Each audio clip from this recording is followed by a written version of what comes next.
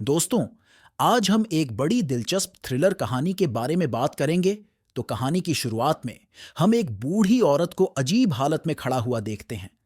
ऐसा लग रहा था कि उसे कुछ याद नहीं आ रहा है और कुछ अजीब तरीके से वो पीछे मुड़कर देख रही थी। और फिर थोड़ी ही देर में वो अपने घर से गायब हो गई। किसी को कुछ पता नहीं था कि वो कहाँ चली गई। जिसके बाद हम एडना की बेटी और उसकी बेटी सेम को देखते हैं, क्योंकि इन लोगों को खबर मिल गई थी कि वो अचानक गायब हो गई है। इसीलिए एडना की बेटी सेम के साथ अपनी माँ के घर आ रही थी, जो शहर से दूर जंगल में था। वहां पहुंचकर उन्होंने देखा कि दरवाजा अंदर से बंद है। फिर भी जैसे तैसे दरवाजा खोलकर अंदर आ जाती है, पर वो कहीं दिखाई नहीं देती। वहां के हालात भी काफी अजीब थे, क्योंकि हर तरफ काले रंग की फंगस लगी हुई थी और सब कुछ बिखरा हुआ पड़ा था। घर में सभी जगह पर कागज बिखरे हुए थे, जिस पर कुछ ना कुछ लिखा हुआ था। ऐसा लग रहा था कि कई से उसकी मां ने यहाँ की साफ सफाई नहीं की। बाद में इन्होंने पूरा घर चेक किया। अपनी मां के ना मिलने पर एडना की बेटी ने पुलिस में रिपोर्ट की, जहां पर पुलिस एडना की बेटी से सवाल करती है कि आपकी एडना के साथ आखिरी बार बात कब हुई थी। जिसके जवाब में वो कहती हैं कि तकरीबन कई हफ्ते पहले। जिस पर पुलिस उनसे एडना की तस्वीर दिखाती है और कहती है, हम उन्हें आज से ढूंढने की कोशिश करते हैं। बाकी अगर आपको भी कुछ पता चले तो हमें बता दीजिएगा। उसके बाद घर में सेम एडना के कमरे में कुछ सामान रखने के लिए आती है, जहां उसे एक स्टोर रूम जैसे दिखने वाली अलमारी दिखती है, जिसके अंदर सेम चली जाती है। और उसे वहां दीवारों पर भी वो वैसे ही काली फंगस देखती है, जैसी पूरे घर में लगी हुई थी। अगले सीन में हम देखते हैं कि सेम और उसकी माँ दोनों एक दूसरे से अच्छे से बातचीत नहीं करते थे। और सेम अकेले रहती थी और ऑनलाइन का कुछ काम करके अपना गुजारा चलाती थी। इससे हमें पता चलता है कि दोनों एक साथ नहीं रहती। इसके अलावा एक माँ और बेटी का जैसा रिश्ता होता है, वैसा ये दोनों में नहीं था। अगले दिन उसकी माँ, पुलिस और आस पड़ोस के लोग जंगल में एडना को ढूंढने जाते हैं। इन्होंने काफी खोज की, लेकिन कोई फायदा नहीं हुआ। जिसके बाद ये लोग घर आ गए और सेम की मां साफ सफाई करने लगती है। रात के वक्त सेम अपने पड़ोसी लड़के से बात करती है और पूछती है, क्या तुम इस घर में मेरी नानी के पास आया जाया करते थे और तुम्हारी उनसे बात कब हुई थी। इस पर वो लड़का कहता है कि पहले आता रहता था और अब तो काफी वक्त हो गया। उनसे मेरी बात नहीं हुई, क्योंकि मेरे डैड ने मुझे मना किया था कि मैं उसके घर से दूर रहूं। ये बात जानकर सेम काफी हैरान रह गई कि आखिर ऐसा क्यों कहा इसके डैड ने। अब इससे पहले वो इसकी वजह पूछती, वो लड़का वहां से चला जाता है। जिसके बाद सेम आकर अपनी मां से ये सब बात बताती है। वो सब बात भूलने लगी थी। कुछ समय पहले जब मेरी मां से बात हुई, तब वो कह रही थी कि घर में कोई घुस आया है। तो ये बात सुनकर उसकी बेटी चिंता में पड़ गई। उसने आसपास के लोगों से बात पूछा, तो सबने कहा कि ऐसा कुछ नहीं है, बल्कि अक्सर एडना खुद ही दरवाजा खोल के भूल जाती है और उसे वहम होता है कि घर में कोई घुस आया है। यह सुनकर सेम को अजीब लगा और वो अपनी मां से कहती है, इतना सब होगा फिर भी आपने ध्यान नहीं दिया। वो आपकी मां है, आप उसे आपके घर क्यों लेके नहीं आई। क्या आपके पास उनके लिए इतनी सी भी जगह नहीं थी। तो सेम की मां कहती है कि ऐसा नहीं है बेटा, मैं अपने काम में बिजी रहती हूं, तो फिर उसका ख्याल कौन रखता। ये बात पे सेम उसकी मां से नाराज होके वहां से चली जाती है। अब सेम की मां जब अपने कमरे में थी, तब उन्हें एक दीवार में से अजीब तरह की आवाजें आती है, जो इतनी तेज थीं कि सेम को दूसरे कमरे में सुनाई देती है। और अब वो भी यहां आ गई। उन्होंने देखा कि उस दीवार पर काली फंगस काफी तेजी से फैल रही है। ये देखकर इन्हें लगा कि जरूर इसकी वजह से ही आवाज आ रही होगी, तो इस चीज को नजरअंदाज कर देती है। अब रात को जब सेम की मां सो रही थी, तो उन्हें एक अजीब सा सपना आया कि जैसे जंगल में एक घर था और वहां पर एक बूढ़ा आदमी रह रहा है।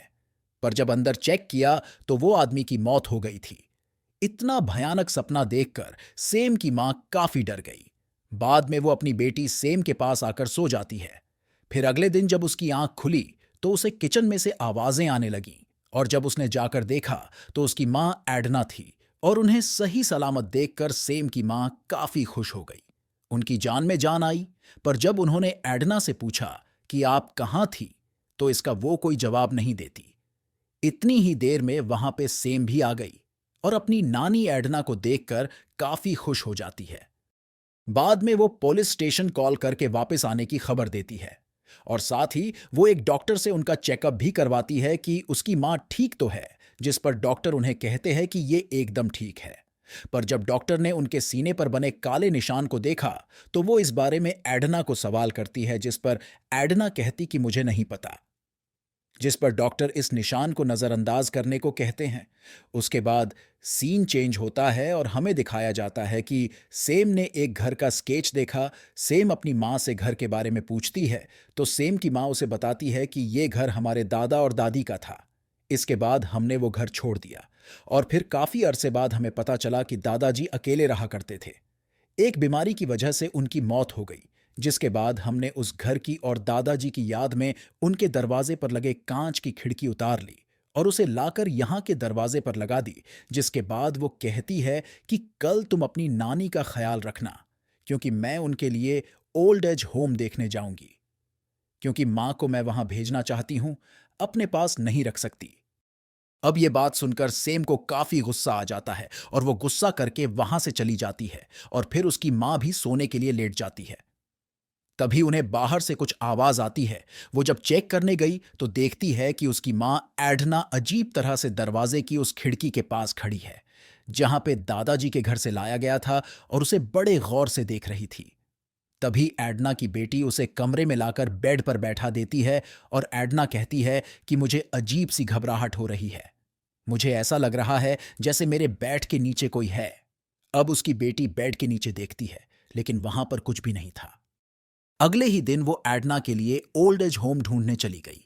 एक जगह उसे पसंद आती है और उसका माहौल काफी ठीक था, पर यहां पर वो जज्बाती होकर रोने लगती है, क्योंकि अब उसका दिल नहीं मान रहा था कि वो अपनी मां को यहां रखे, लेकिन मजबूरी की वजह से उसे ऐसा करना पड़ रहा था।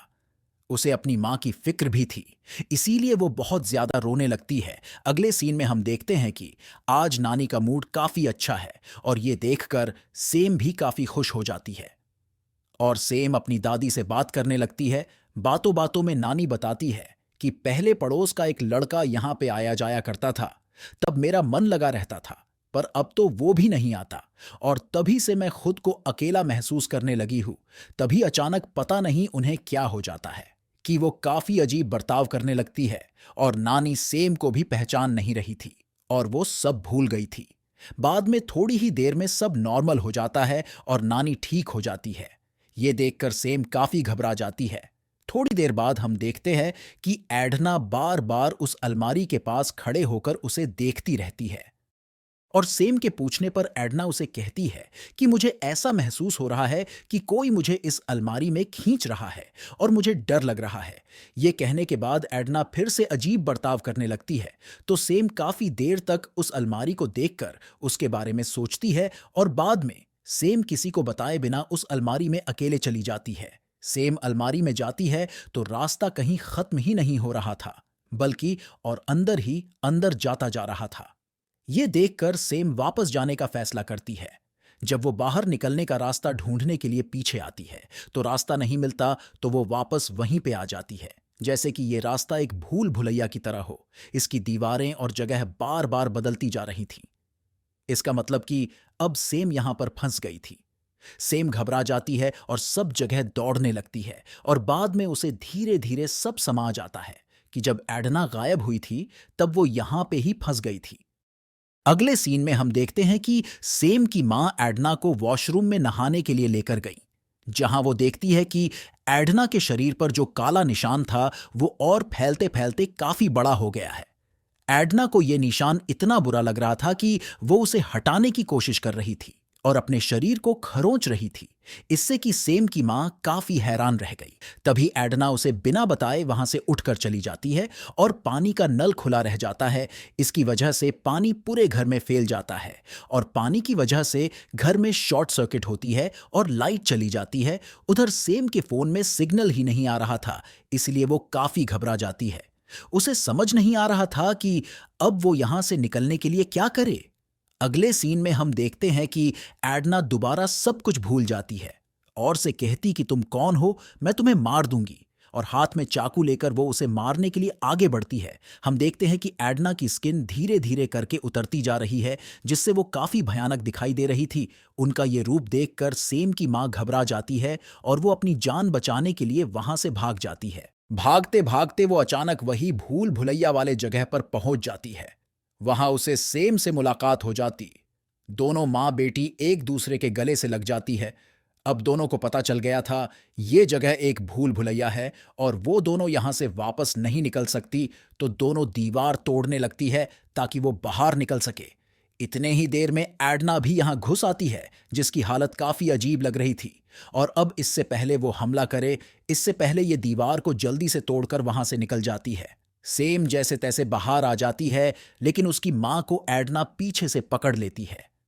अपनी मां को छुड़ाने के लिए सेम एडना को सर पे मारती है, जिससे वो उसकी मां को छोड़ देती है।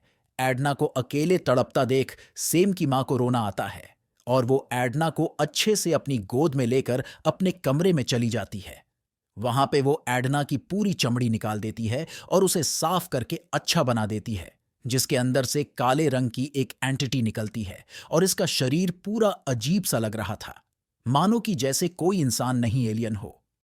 अब सेम की मां एडना को लेकर बेड पर लेट जाती है और तब सेम अपनी मां की गर्दन के नीचे काले रंग की निशान देखकर सहम जाती है। यह निशान ठीक वैसा ही था जैसे एडना के शरीर पर था, जो फैलते फैलते इतना बढ़ गया कि अब उसकी चमड़ी को उतारना पड़ा। अब यहां हमें पता चलता है जैसे एडना और उसके दादाजी की अकेलेपन से मौत हुई थी, वैसे ही अब उसके साथ में भी होगा। ऐसा इसलिए हुआ क्योंकि इन्होंने पुराने घर का कांच यहां लगाया था, जो कि एक शराब की तरह काम कर रहा था, जो एक के बाद एक इनकी नस्ल को बर्बाद करके ऐसे खाया जा रहा था, क्योंकि वो एंटिटी ऐसी थी जो इन्हें लोगों को ऐसे मारकर ताकतवर बनाना चाहती है। ये सब जानते हुए भी सेम अपनी मां के पास लेट जाती है और सोचती है कि वो हर तरह के मसले से लड़ सकते हैं अगर वो साथ मिलकर रहे तो। हमारी जिंदगी में सबसे जरूरी अपनों का साथ होता है, चाहे वो कैसे भी हाल में हैं, उनके साथ रहे और उनका ख्याल रखें। और कहानी यहीं पर खत्म हो जाती है। दोस्तों, अगर आपको हमारी वीडियो पसंद आ रही है तो प्लीज लाइक करें और हमारी HD मूवीज एक्सप्लेन चैनल को सब्सक्राइब कर लीजिए और अपने दोस्तों के साथ शेयर जरूर करिए। तो मिलते हैं अगले वीडियो में, और वीडियो को पूरा देखने के लिए दिल से धन्यवाद।